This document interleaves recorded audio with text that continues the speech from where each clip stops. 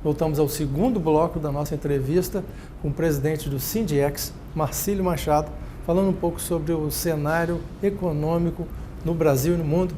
E agora, presidente, o senhor poderia fazer um pouquinho uma análise das políticas de comércio exterior e principalmente do Estado do Espírito Santo?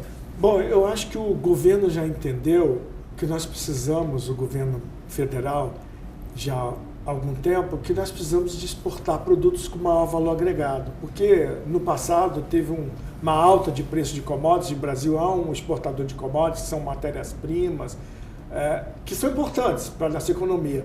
Mas os preços das commodities a gente não tem controle. Quando o preço está em alta, fica ótimo, a balança comercial positiva, todo mundo ganha dinheiro e a atividade comemora. Mas a gente sabe que preço de commodity tem altas e baixas. E nós precisamos, eu acho que o brasileiro tem criatividade, o brasileiro tem uma capacidade empreendedora. E nós precisamos exportar produtos de maior valor agregado. Nós precisamos divulgar mais a marca que a gente chama Brasil lá fora, né? Até o café, quando a gente está nos Estados Unidos, as pessoas pensam, o maior produtor de café, o maior exportador é a Colômbia. E eles não se dão conta da capacidade de produção e exportação de café. Então, inclusive, nós estamos com os cafés especiais agora, o Espírito Santo mesmo está crescendo nessa produção, já 1 milhão de sacas de cafés especiais. Nesse sentido.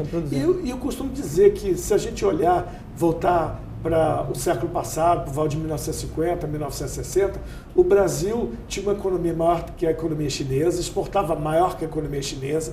A soma das exportações e importações, que a gente chama corrente de comércio, era muito maior. Mas a China se tornou a segunda maior economia do mundo, com crescimento tanto de importação como das exportações. Então, o Brasil precisa avançar, o comércio exterior é uma saída, mesmo que hajam protecionismos. Os Estados Unidos estão, por exemplo, questionando, renegociando o Acordo de Livre Comércio da América do Norte, saiu da parceria transpacífica, é uma oportunidade, porque com essa parceria transpacífica que o Brasil estava fora, ia ser difícil vender os nossos produtos para vários países se esse acordo vingasse. Então, essa mudança que assusta, esse repensar acordos comerciais bilaterais por parte dos Estados Unidos, também são algumas oportunidades que a gente deve explorar. Sim. O Brasil, a pauta de comércio exterior brasileira é bastante diversificada, mais ou menos 20% para a União Europeia, 20% para a América do Norte, 20% para a Ásia. Então, o Brasil está bem posicionado nesse sentido. Então, eu acho que esse é um desafio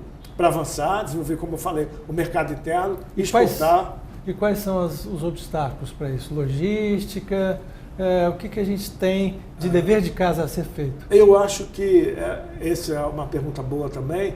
Nós temos que fazer um dever de casa de logística. Nós precisamos de infraestrutura rodoviária, portuária melhores, principalmente aqui no Espírito Santo. Eu digo que o único porto, o único terminal de container, digamos melhor assim, não é suficiente. Então, existem vários projetos portuários, alguns para atender a área de offshore, de petróleo e gás, mas tem algumas empresas que já estão contemplando um novo terminal de containers. E o comércio internacional, a globalização só se viabilizou em função da invenção do container, que reduz o custo de transporte de mercadoria nos navios containeiros. Só que esses navios são maiores, precisam de portos com calados maiores, e nós precisamos avançar nesse sentido. Esse é o nosso dever de casa. Na realidade, eu acho que nós temos muito bons portos específico para cada um dos grandes clientes, são as grandes empresas, né?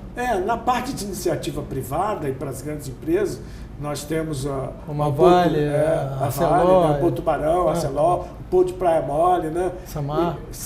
Também, né?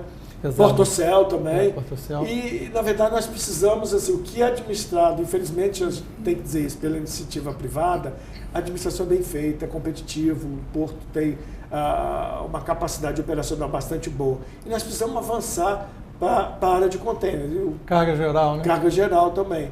Existe uma missão agora do governo na Ásia, na China, para discutir esses assuntos, para ver se consegue uma linha dedicada da China, que é um dos grandes parceiros comerciais do Brasil e do Espírito Santo também. Então nós precisamos fazer o nosso dever de casa, porque a logística está para o século XXI, como gestão foi importante para o século XX. Então, logística e uma boa gestão nessa área juntas, eles fazem com que o país possa ter e o Estado tenha maior competitividade. E o nosso Estado tem essa vocação para o comércio exterior. O comércio exterior representa quase 50% do produto interno bruto do Estado do Espírito Santo. E nós temos competência, nós temos empresários e empresas nesse sentido. Então, olhando para o futuro, eu acredito que os grandes temas, as grandes discussões estão sendo feitas nesse momento, mas precisam ser implementados o mais rápido possível.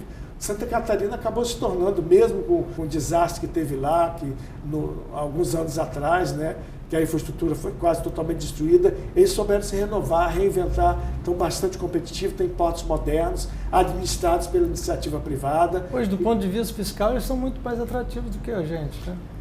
Eu não diria que são mais atrativos, porque eles aprenderam e copiaram o nosso modelo, principalmente em termos de competitividade em relação ao comércio exterior, mas eles fizeram investimento em infraestrutura e que deu certo. O que nós não fizemos. O que nós não fizemos. Eu acho que agora a gente não tem que criticar muito o passado, tem que olhar para frente, verificar o que a gente possa fazer no futuro. Eu acho que a gente ter uma visão de olhar para frente é sempre importante nesse sentido. E tem algumas oportunidades, porque o comércio exterior vai continuar, mesmo que haja essas indagações em relação a protecionismo, questionamento de acordos comerciais, mas o mundo ainda ele é capaz de apresentar muitas oportunidades, mesmo com as mudanças que são constantes. Aqui nós temos uma característica, eu acho que é um pouco diferenciada de alguns estados brasileiros, é que aqui nós temos grandes trades, grandes armazéns. Você fez uma boa observação, nós temos uma das maiores retroáreas de armazém da América Latina.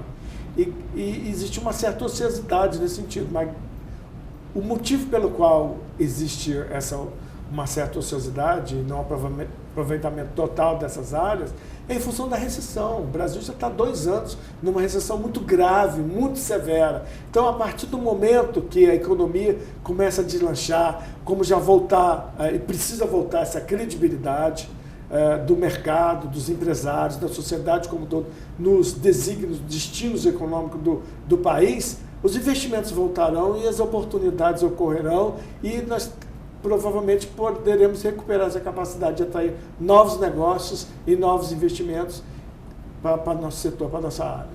Presidente, uma coisa que eu acho que é fundamental, que o Brasil hoje padece dessa enfermidade. E aqui no Espírito Santo nós temos isso daí, inclusive comparativamente, que foi analisado a capacidade de Santa Catarina do ponto de vista logístico, se chama burocracia, né, para desembaraço de cargas e, enfim, nós precisamos evoluir no sentido de melhorar a velocidade de liberação das cargas. Verdade. Eu tenho até um colega meu que ele esteve fazendo pesquisa na Universidade de Columbia, nos Estados Unidos, e ele mora em Portugal. Ele faz um trabalho onde ele vê a correlação entre desenvolvimento econômico com liberdade econômica. Então, os países onde existe excesso de intervenção do Estado na atividade econômica, excesso de burocracia, normatização, eles apresentam resultados inferiores. O governo também já se comprometeu nesse sentido e está sendo discutido agora, redução, simplificação da legislação tributária, que é outra reforma que precisa ser feita, a reforma tributária, porque grande parte, é uma quantidade gigante de horas que os empresários têm que estar envolvidos com relação para atender às inúmeras instruções normativas, legislação trabalhista e também na legislação de comércio exterior também. Então existe um trabalho, nós estamos fazendo um trabalho com os órgãos intervenientes, tem a aduana, a alfândega envolvida nisso, para promover a agilização, facilitação de comércio exterior, até para atender a Organização Mundial de Comércio, porque isso é um pleito, é uma demanda da Organização Mundial de Comércio para que haja uma redução de custos, principalmente esses custos que os economistas chamam de custo de transação. O custo de transação é todo custo que envolve papel, burocracia, atividade humana, custo de contrato, custo de advogado, custo perda de tempo, né? É perda de tempo. A competitividade de um país hoje depende muito mais da redução desses custos de transação, um deles a burocracia, que você mencionou muito bem, porque a tecnologia de informação permite que muitas dessas atividades sejam feitas com maior agilidade, maior facilidade. Agora, precisando disso tudo um trabalho de mudança cultural, de entendimento das pessoas, da necessidade de que os processos sejam feitos com mais agilidade, mais facilidade. É lógico que tem que ter o controle, lógico que tem que ter inteligência de marketing, lógico que tem que ter fiscalização, lógico que tem que se respeitar os tributos e a legislação. Mas isso não pode ser motivo para coibir a atividade empreendedora. Porque eu não digo que a gente esteja vivendo numa sociedade onde a economia é empreendedora. Eu digo que a sociedade do futuro é uma sociedade empreendedora. Nós temos que motivar os jovens, principalmente os líderes, e eu tive a oportunidade de conversar com os jovens líderes do amanhã, para que eles cada vez se envolvam mais em atividades empresariais, inovadoras, porque assim a gente pode modernizar a nossa economia, tanto do Brasil como do Estado do Espírito Santo. Nós vamos agora a um rápido intervalo e voltamos para o último bloco da nossa entrevista. Fique conosco.